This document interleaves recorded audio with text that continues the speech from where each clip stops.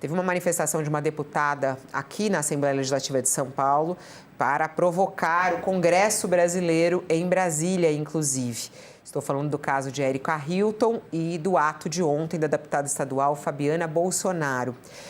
A deputada estadual de São Paulo, Fabiana Bolsonaro, pintou o rosto e parte do corpo durante uma sessão na Assembleia Legislativa. Ela criticou a eleição da deputada Érica Hilton para a presidência da Comissão de Direitos da Mulher. E a parlamentar alegou que, como uma mulher branca, mesmo ela se pintando de negra, ela não poderia cuidar de pessoas que sofrem racismo, querendo fazer uma comparação a Érica Hilton, que é uma mulher trans. Vamos assistir aí o trecho desse ato dela na Alesp ontem.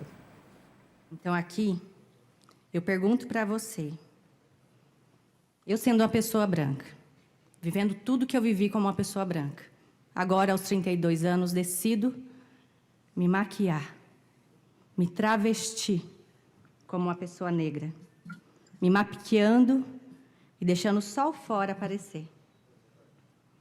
E aqui, eu pergunto, e agora? Eu virei negra? Eu estou pintada de negra por fora. Poxa, eu me reconheço como negra. Por que eu não posso, então, presidir a comissão sobre racismo antirracista? Por que eu não posso defender isso? Por que eu não posso cuidar dessa pauta? E aí eu venho e falo para você, sabe por que eu não posso cuidar dessa pauta? Porque eu não sou negra. Eu digo para vocês, como uma mulher, eu sou uma mulher. Não adianta se travestir de mulher. E não estou aqui ofendendo transexual, muito pelo contrário. Eu estou dizendo, eu sou mulher. Eu quero ser vista como mulher. A mulher do ano não pode ser transexual. Tá aí, esse ato dessa deputada está sendo muito discutido pelas redes, mas naquele momento, inclusive, ela foi interrompida no final pela deputada também, Mônica Seixas, do PSOL. E ela está aqui conosco para falar a respeito desse episódio ontem na Assembleia Legislativa de São Paulo. Deputada Mônica Seixas, muito obrigada por aceitar nosso convite. Boa tarde.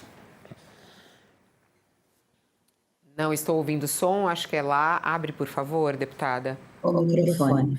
Boa tarde, Fabiola. Boa tarde, Josias. Boa tarde. Vamos tentar fazer o dia melhor, porque essas cenas são duras de assistir. Infelizmente, o nosso som não... Ó, fala de novo, o nosso som não estava... O som não estava vindo bem.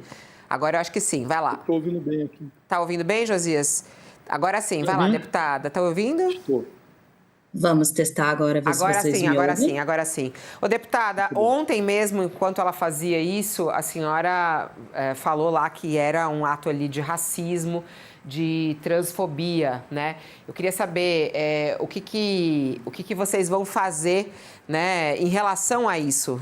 Já protocolou alguma coisa, algum pedido de afastamento dela? Quais foram os atos tomados pela senhora a respeito desse caso? 2, o boletim de ocorrência, porque a gente não está apenas de um fato de quebra de decoro parlamentar e uma questão ética. E, segundo, o protocolo político do pedido de cassação de mandato e registro no Conselho de Ética. E agora eu estudo um terceiro, uma ação na Justiça Eleitoral para descobrir se ela acessou o fundo eleitoral destinado a pessoas negras, porque embora ela diga eu sou uma pessoa branca, no registro de candidatura dela ela se autodeclarou parda. Então ela diz, eu, uma pessoa branca, me pintando, me travestindo de negra, posso cuidar de uma pessoa, das pessoas que sofrem racismo? Eu acho que sim, toda pessoa branca tem que se envolver na luta antirracista, mas ela se autodeclarou negra para concorrer à eleição. Então, eu estudo medidas para descobrir também se não foi uma medida para acessar fundo eleitoral diferenciado para pessoas negras. Ela se autodeclarou negra? Parda. Não, ela se declara, Fabiola, isso me chamou muito a atenção. Ela, numa eleição, ela se declarou branca e na outra, na eleição passada, ela se declarou parda. Então ela mudou ali o registro na Justiça Eleitoral. Até me chamou muita atenção porque a deputada Fabiana Bolsonaro, ela é uma espécie de caricatura trans, né? Porque ela é uma Bolsonaro no corpo de uma Barroso, que é o sobrenome que aparece na sua certidão de nascimento, né? E ela não sabe a cor dela, porque tendo se identificado numa eleição como branca e na posterior como parda, ela ontem se pintou na Assembleia, se travestiu de negra, né? O que eu queria lhe perguntar, deputada, é se esse episódio, me parece que já há representação no Conselho de Ética, se isso pode ser objeto de análise no Conselho de Ética da Assembleia, e se há alguma chance de chamar a deputada à realidade, de mostrar a ela que não se deve injetar racismo numa cena de transfobia, né? Existe alguma chance de punição ou, diante da composição atual da Assembleia, isto é uma hipótese inexistente?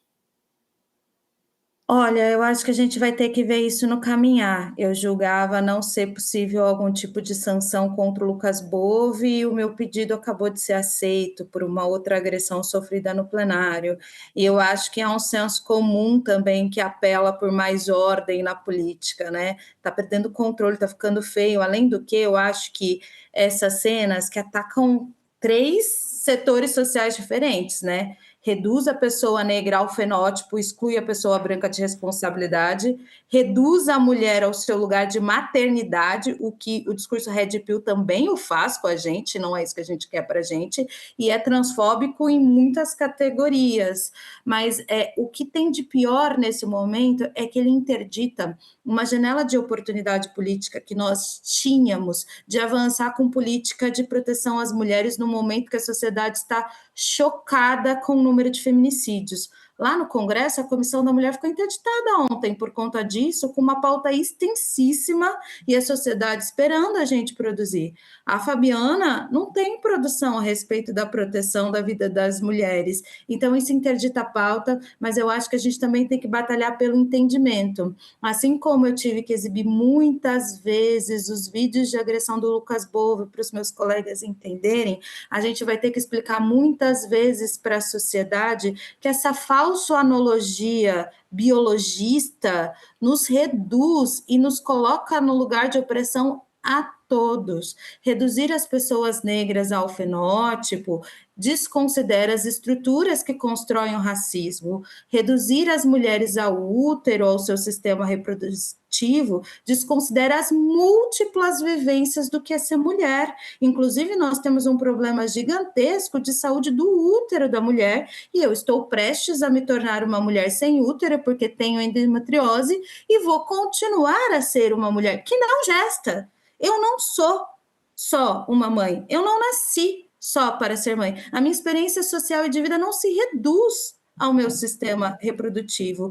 E também violentar dessa forma, se reduzindo a Érica sempre no masculino, as pessoas transfemininas sempre no masculino, dizer que criem os seus espaços e não roubem os nossos, quando a produção legislativa da Érica, de pessoas trans no parlamento, aprovam, atestam que a gente está falando da emancipação da vida das mulheres também, entre tantas coisas, é duro. Mas sabe o que é mais duro? A gente vem em São Paulo atravessando uma sistemática destruição das políticas para as mulheres. Redução de orçamento, delegacia da mulher sem trabalhador, destruição da assistência social que acolhe mulheres que estão em vulnerabilidade social e têm mais dificuldade de sair de relacionamentos abusivos, maternidades com teto caindo, violência obstétrica, fechamento do serviço do aborto legal, a fila enorme para cirurgias como que eu vou fazer de retirada de útero e etc e tal. E essas mulheres não reagem a isso, não protestam a isso, não vi ninguém protestar sobre o corte na Secretaria da Mulher, sobre várias rúbricas com R$10 destinadas às mulheres.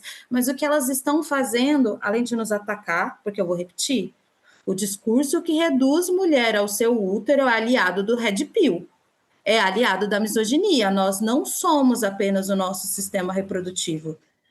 Mas, para além disso, essas pessoas interditam a pauta com falsa polêmica no momento que as mulheres precisam muito da nossa atuação jurídica e política. A gente está aqui no estúdio com o jurista Marlon Reis e ele estava querendo falar a respeito desse episódio da Fabiana Bolsonaro. O senhor vê aí uma possibilidade de ela ser afastada, de ela perder o cargo por esse ato?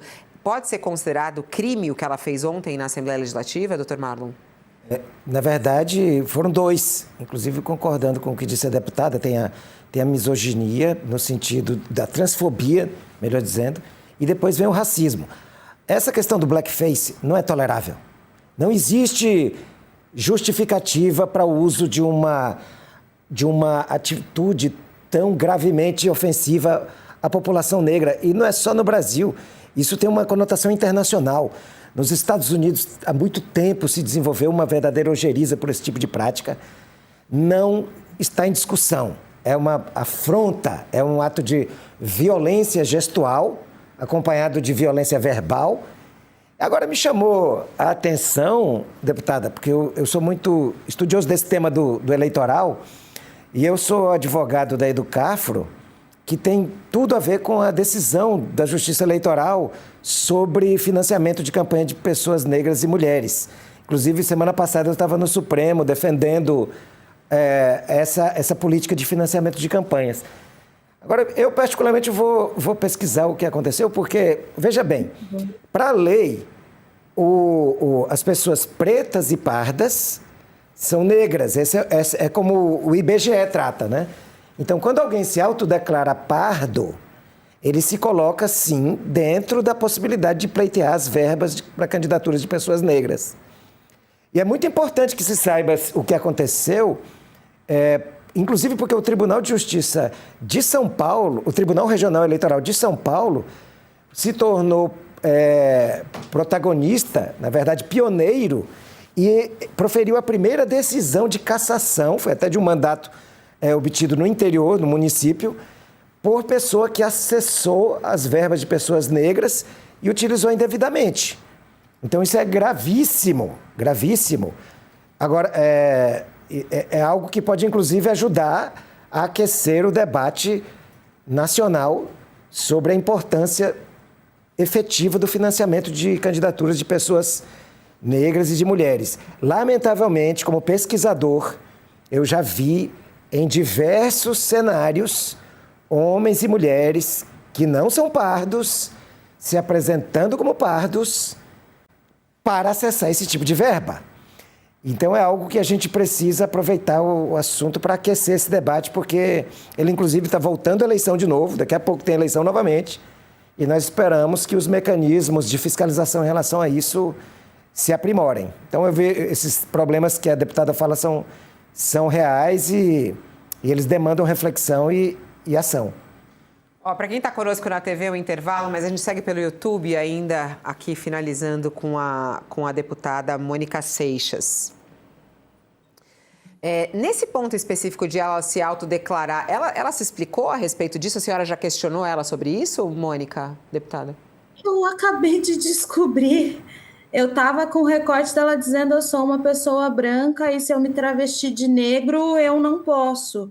E aí eu tenho parado na Assembleia Legislativa desde 2023 a proposta de criação da Comissão de Igualdade Étnico-Racial, que a Assembleia Legislativa de São Paulo ainda não tem.